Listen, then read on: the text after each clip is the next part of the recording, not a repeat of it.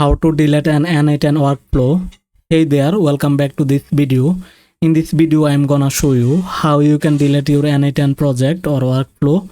So first go to n8n.io and then sign in. So I have signed in. Now go to your project.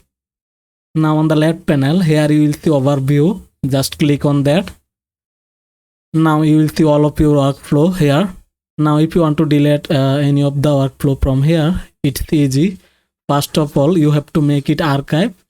So let's click on this three dot icon and then click on archive. Now here you can see filter option. Just click on that and then here click on show archive workflow.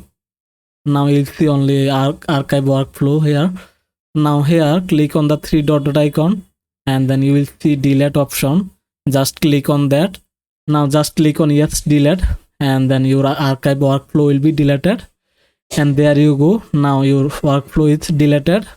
So hopefully this video helped you out. If you found this video helpful, hit the like button and subscribe this channel. Thanks for watching.